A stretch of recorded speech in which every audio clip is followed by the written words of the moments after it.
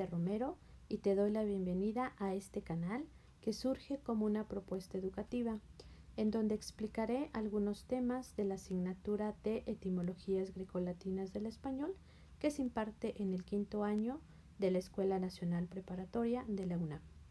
La primera unidad se llama Nace una lengua y el primer tema de esta unidad es el español de hoy y su parentesco con otras lenguas. La clasificación de las lenguas según el criterio genealógico. Antes de empezar la exposición, quiero que reflexiones un poco. No sé si has tenido la oportunidad de estudiar alguna lengua como el francés o el italiano y si has notado que algunas de estas palabras guardan similitudes con algunas del español. Estas semejanzas que hay entre estas lenguas se debe a que las tres lenguas tienen un origen en común, que es el latín. Entonces, los lingüistas han estudiado mucho las lenguas, las han clasificado según su origen, según el parentesco que hay entre ellas, como si pertenecieran a una gran familia lingüística. Siguiendo este criterio genealógico, podemos rastrear los orígenes de nuestro español, conocer quiénes son sus ancestros, por qué otras lenguas tienen similitudes con la nuestra, realizar incluso un árbol genealógico para contemplar la riqueza histórica de nuestro idioma. Se dice o se cree que el primer ancestro del español es el indoeuropeo, una lengua que se extendió en gran parte de la India y Europa hace miles de años y que dio origen a otras lenguas.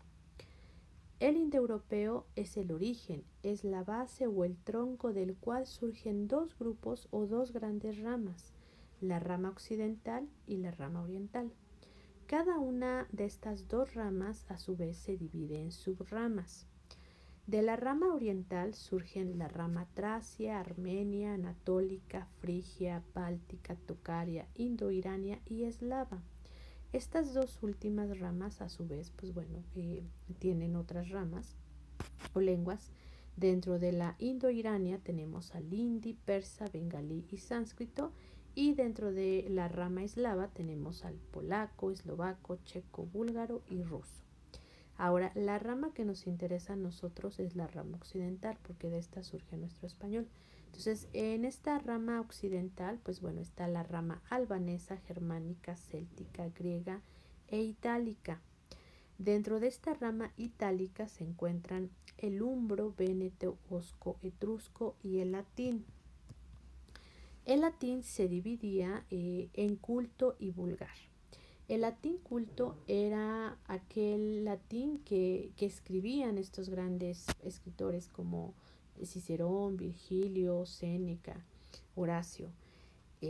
Tenemos testimonio de este latín culto por sus obras. Y el latín vulgar era el latín que hablaba el pueblo, era un latín mal hablado, sin reglas gramaticales. Entonces, cuando el Imperio Romano se expande por prácticamente toda Europa, los soldados romanos que llegaban a estas zonas conquistadas de Roma mezclaron este latín mal hablado con las lenguas que ya estaban en estas zonas conquistadas. Entonces dieron origen a las lenguas romances. Todo esto fue un proceso muy largo, pero dio este latín vulgar origen a las lenguas romances, que son el español, el italiano, francés, catalán, portugués, rético, rumano, dálmata, sardo y provenzal. Entonces, con esta pequeña explicación, tú puedes realizar dos actividades para reforzar lo expuesto. Entonces, primero te pido que realices un árbol genealógico del español y después que en un mapa de Europa localices las 10 lenguas romances. Un aproximado de estas actividades que te estoy pidiendo serían el siguiente. La imagen está un árbol genealógico.